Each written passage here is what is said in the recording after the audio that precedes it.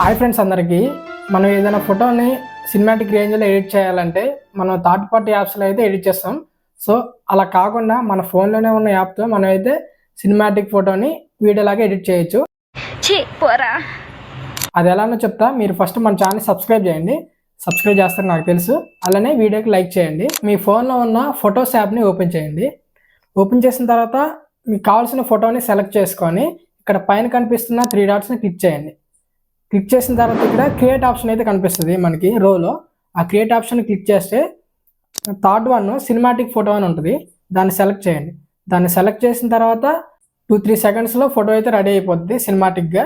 దాని పక్కనే ఉన్న సేవ్ బటన్ క్లిక్ చేస్తే ఆ ఫోటో అనేది మన గ్యాలరీలోకి సేవ్ అవుతుంది. ట్రిక్ ఎలా ఉంది మీకు నచ్చింది అనుకుంటున్నాను.